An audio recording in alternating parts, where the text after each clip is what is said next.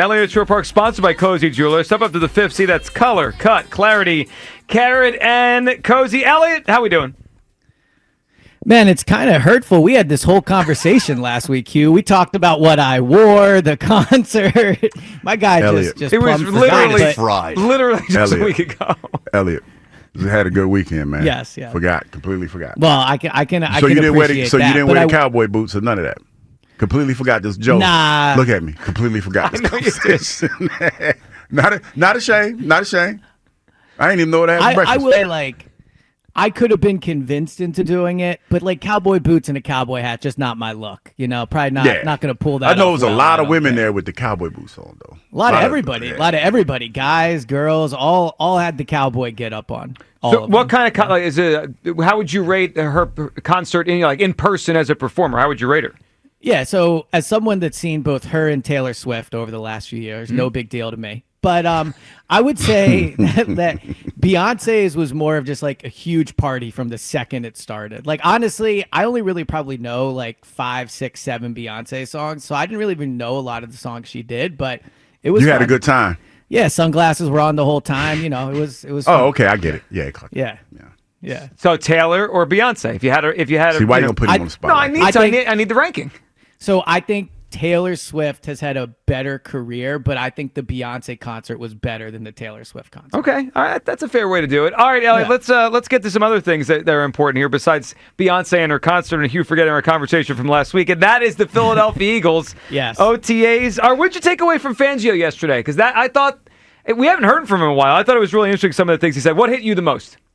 Yeah, I think sometimes there's just a benefit to being honest, right? They've spent so long trying to kind of cover up when Jihad Campbell's going to practice, and he just came out and said, yeah, probably mid-August for Jihad, and then, Nakobe sounds like he's a ways away. So I think it's good to have those expectations be, very public at this point so that when training camp does start and Jihad likely won't be out there's not a sense of, man, this is taking longer than they thought. But I mean, there was a ton from Vic Fangio. It feels like every time he talks, we get something good. So the injuries, Cooper DeJean at safety is very interesting. The stuff he had to say about Jordan Davis. So yeah, a lot to get into. I was kind of curious what you thought about that because that was the first that I heard that Cooper DeJean could potentially be playing safety.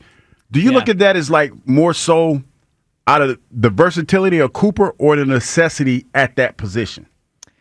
It's a great question. I would think it's more so about the position. I think if they had a safety they trusted right now, Cooper would not be taking snaps at safety. I also think, this is also about a small percentage of snaps. Cooper is going to play nickel like he did last year for the vast majority of snaps this year, 90% of snaps.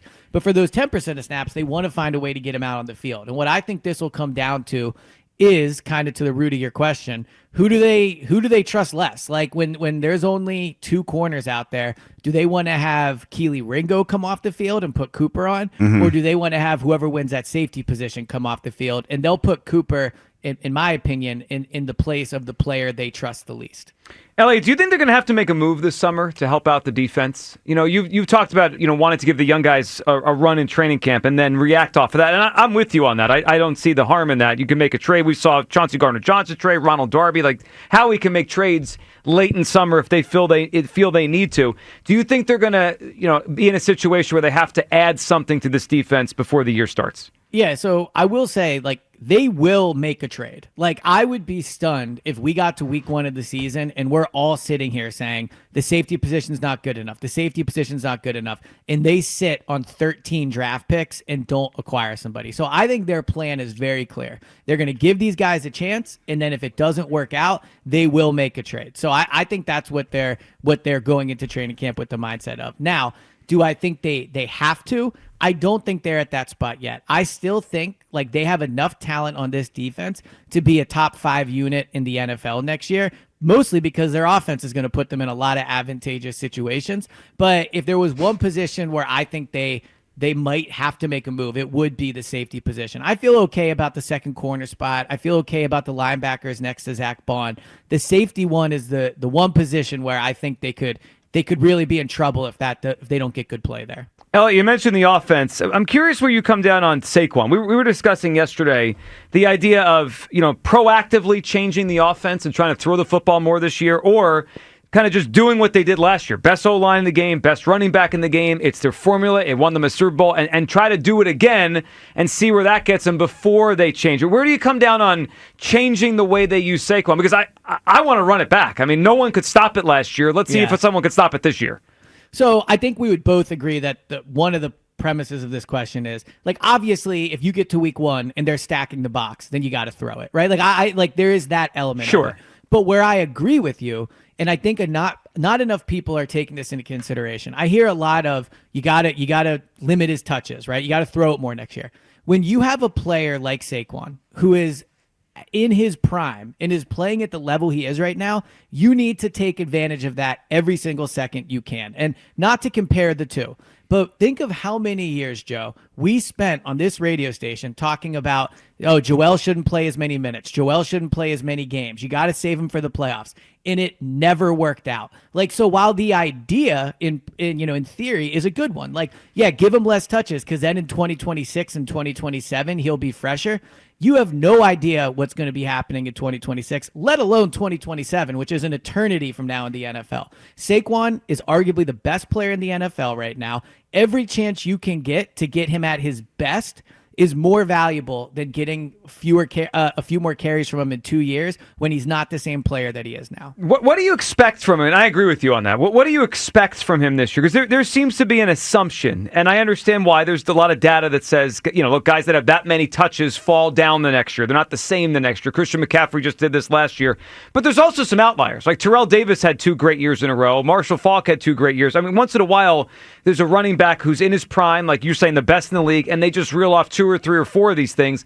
What's your expectation for what kind of Saquon we get this season? And obviously we're assuming, he's on the field and not hurt.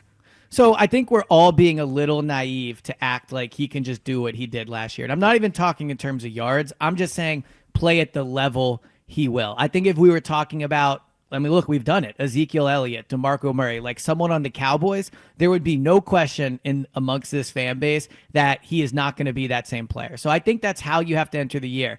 That being said, I've never covered an athlete like Saquon in terms of just his physical ability. So I do think there is certainly an argument for don't doubt the guy. He could very well come back and be in awesome shape. I expect him to be in awesome shape. The offensive line is going to be awesome. He is in an extremely run-friendly offense. We talk so much about how Jalen gets help from people around him. People never bring that up for Saquon. Saquon benefits a ton from the situation he's in, just like they all do, because when you have a lot of great players, they all help each other. But what would I expect from Saquon? I don't think you can expect, 1,800 yards or whatever. I think they have to expect he's not going to be the same player. Eliot Shorr-Parks with us. Eliot, of the new faces that we have here, because they made a lot of changes, right? A lot of guys left, and they brought in some lower-level free agents and obviously the draft pick.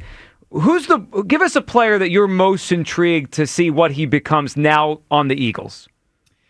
Yeah, so I think it's hard not to think of rookies with that because obviously Ty Robinson's a player we've talked about. I will say in the 2 practices, I've seen Mac McWilliams, the corner they drafted out of, I believe it was Central Florida.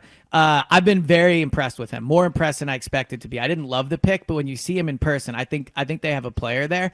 But the one Eagle I think has the chance, and I'm most excited to see play, but a chance to really have an impact is Azeez Ojulari. I think there are snaps there for him. I think there will be chances for him to make big plays. And we just saw it with Saquon. There are certain teams where I'm not going to hold it against you if you struggle. If you're a Browns quarterback, I'm not going to hold that against you because no one plays well in Cleveland. The Giants consistently let people leave their building, and they have great seasons elsewhere. Saquon, Xavier McKinney, the list goes on and on. I think Azeez Ojulari, a former first-round pick, will come in and make an impact. So he would be the guy for me. Eliot, let's end with this. So the Bryce Huff trade, they get a mid-round pick. It's going to be based on, I'm guessing some sort of contingency with sacks or snaps or whatever. But they get a mid-round pick, and it's the 49ers.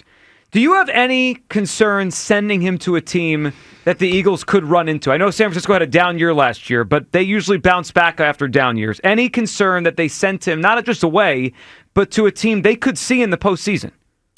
Not really. I mean, it's not ideal, but I don't think the Niners are close enough that that you turn down the best offer. I actually think the takeaway from this trade, and I haven't heard enough people say this, but so they get the fifth that could be a fourth, and a lot of the reaction is, oh, Howie did it again. Look at Howie. And Howie is a great general manager when it comes to making trades, no question about it. But the reason Howie was able to get more than everyone expected is because there was obviously a market for Bryce Huff that was better than people expected. And what that means is people around the league still think Bryce Huff can play. And I do too. I think this idea that Bryce Huff is some washed player is not true. It didn't work out in Philly. Vic Fangio was in a lot of ways right to do what he did by not playing him. The defense was awesome. They won the Super Bowl. I'm not faulting the Eagles, but I don't think Bryce Huff is a bad player. And so when he was available via trade, they didn't get a pick that could be a fourth round pick because everybody besides the Niners thinks he's terrible. They got that because a year ago, he was one of the best edge rushing prospects or free agents there was, and clearly people still believe in him. So I do think Bryce Huff will have a good year, and I don't think everyone can take a victory lap yet on saying it didn't matter they missed on that signing. It could matter this year. All right, so let's play off that for a second. I said it was the last question, but you said something interesting there, and I think Hugh agrees with you that there's still something in Bryce Huff. But then why not try to salvage it? Like, it's not like they're super strong at that position. We're talking about Azeez Ojulari, who is a one-year, $4 million guy, is having a lot of snaps this year. So if you're right, and Hugh's right, that Huff can still play, why didn't they try to salvage this?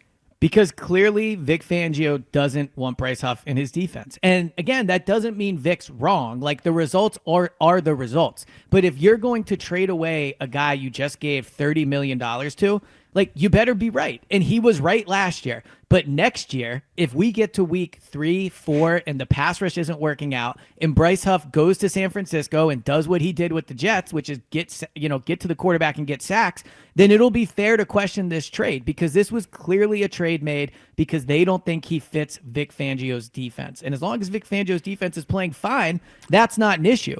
But you're right. The edge rushers are not proven, and who knows what you'll get next year. So I don't think that it's not done yet on, Bryce Huff being no big deal they missed. It could really hurt them this year. Yeah, it's interesting. It was one thing when they had Brandon Graham and they had Josh Sweat and all these guys coming off the edge, but this year it's a little thinner, so we'll see. All right, Elliot, we appreciate you hopping on, and we'll see you tomorrow as you're in for Hugh tomorrow. Hey, have a good one. Sounds good. Can't wait. Talk to you guys soon. There he goes. Eliot Shorr-Parks with us there.